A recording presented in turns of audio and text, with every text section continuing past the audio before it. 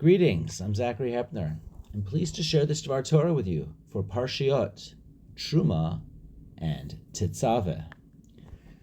Foreshadowing is a literary device used by old authors, new authors, mystery, drama, nonfiction, and essentially all types of genres.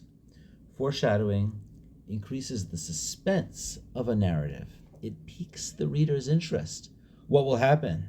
From that comment, did I interpret the clue correctly?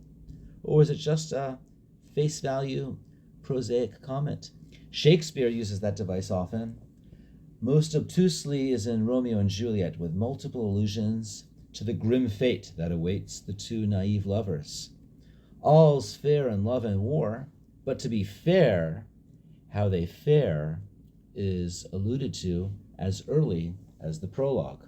Quote, "A pair of star-crossed lovers take their life," end quote. Even in the flesh of the play, the foreshadowing is clear. For example, Romeo's statement, quote, "My life were better ended by their hate than death prolonged, wanting of thy love," end quote. Romeo, not intimidated by Juliet's parents, early on says he'd prefer an early death than a life without Juliet's companionship. There are many more examples. Not so the Torah. The Torah is rife with foreshadowing, but it's unclear of the purpose of foreshadowing if it's to increase suspense. This is because the Torah is intended to be an exegetical device, free from limitations of time. With the exception of Ibn Ezra, there's no such thing as one Peshat. With the intentions of exegesis, foreshadowing is the wrong word to describe an earlier text. More appropriately put, linked texts in the Torah teach one to the other, one from the other, and symbiotically with each other. The untimely death of Nadav ve'Avihu takes place in Parashat Shmini in Leviticus and is further discussed in Acharei Mot. The descriptions of the tabernacle begin in Terumah v'tetzaveh. The inaugurating includes the inaugurations of Aaron's seed, is discussed at the end of tetzaveh, then repeated in Vayakel Pekudei. Vayikra and the beginning of Tzav discusses the sacrifices. The end of Tzav and beginning of Shmini again discuss the inauguration and consecration of the Kohanim. Leviticus 10 starts with Nadav ve'Avihu taking a foreign fire, lighting incense, and bringing it lifnei Hashem, to an inner place. They are killed by a heavenly fire. God is sanctified by those that are close to him. Bikrovai ekadesh. Acharei Mot teaches of the only once a year ritual that a person is allowed into this very holy place. Could foreshadowing have begun as early as Parashat Mishpatim, Terumah v'tetzaveh? I am not the first to make this observation. Chazal beat me to it by a long shot. Following the covenant code in Exodus 24, Aaron, Nadav ve'Avihu, and the 70 elders are given ambiguous instructions. Note that Elazar and Itamar are absent. Come up to Hashem, and you shall bow down from a distance. Moses drew close to God, past tense, but they did not, past tense or imperative. And the nation shall not go up with him, instructive. Not consistent tenses and forms of verbs in the same pasuk. Moshe sprinkles the blood of the covenant on the people. Guess who seems to be missing? Aharon, Nadav, ve'Avihu. Did they get their blood of the covenant? It's unclear. Verse 9, Moshe, Aharon, Nadav, ve'Avihu, and the 70 elders then go up where they saw a heavenly vision. Who are the Atzilei of Israel that God did not lay his hand? Nadav ve'Avihu? They saw God and drank and ate. Did they do wrong? Was a crime committed? The entire text is unclear. Verse 12. Again, Moses goes up the mountain, this time for 40 days and 40 nights. Enter Parashat Terumah. What kind of donation is being fundraised? Asher yidvenu libo, a voluntary gift from the heart, a word that resonates with nadav, someone who gave himself as a voluntary donation. For what? Verse 5 ends with V'liktoret hasamim, the incense offering. What is the very first object described in Terumah?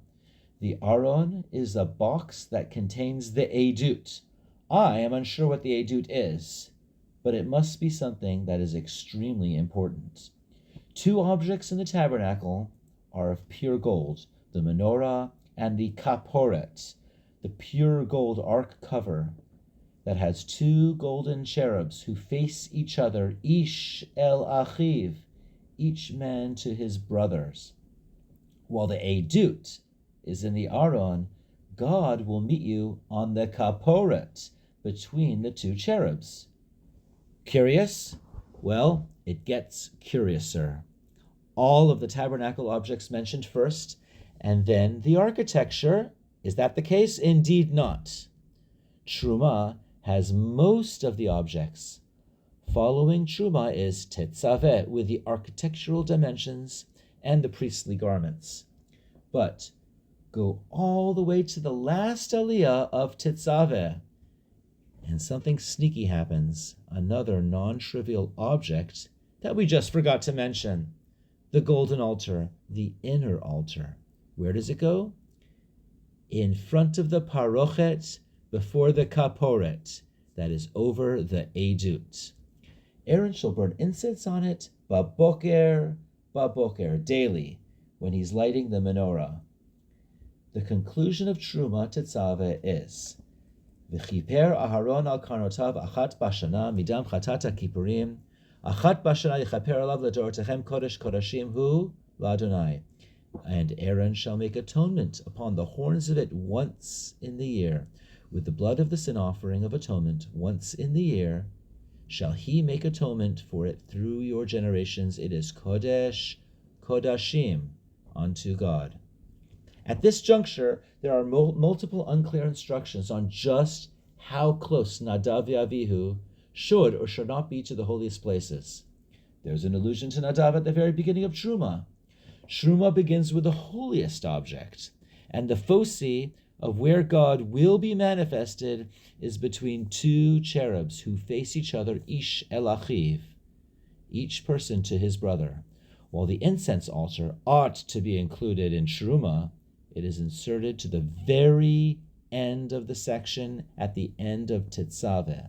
There is an allusion to a foreign incense and an annual once-a-year offering of kippurim, with allusions to the parochet lifnei hakaporet, alluding to the Aron in the beginning of Parashat Terumah. Following tetzaveh, there's further need for kofer, atonement to avoid a plague, which is not part of this discussion, but an allusion to the condemnation of the 70 elders, something that will not be addressed in this Dvar Torah. Before completing the entire scope of Terumah tetzaveh and the first chapter of Ki Tisa, the Besamim Rosh, the incense offering is finally enumerated, not in Leviticus, not in Vayikra, with all the korbanot, but right here in Exodus. What we have is, and I underscore, not a hint of a foreshadowing of the death of Nadav Avihu. It's huge, glaring neon lights. Beware, danger, this story does not have a Disney ending. Lahavdil elef havdalot. Daedalus warns his son Icarus not to fly too close to the sun. Icarus ignores his father's warnings. The wings melted, and Icarus fell into the sea. Like Icarus, Nadav and Avihu played with fire, which ended their lives. Unlike Icarus, the moral of the story is to listen to wise elders, in this case, Icarus' father. But the moral of the Nadav and Avihu story is Bikrovai Ekadesh. The Holy One, blessed be He, is sanctified with those whom are close to Him. I would like to end with a mind-boggling Bamidbar Rabbah 2:25. Nadav ve'Avihu's eyes had pleasure from seeing the divine presence at the end of Parashat Mishpatim, but they did not die at the time of the covenant. Just like a king, mashal lemelech, just like a king who finds displeasure with the guests during his daughter's wedding. If I execute them now, I will mar the wedding simcha. Similarly, the Holy One, blessed be He, said, if I kill Nadav ve'Avihu, I'll mar the Simchat Torah, the Simcha for the Israelites. I'll do it tomorrow at my Simcha, at the inauguration of the tabernacle.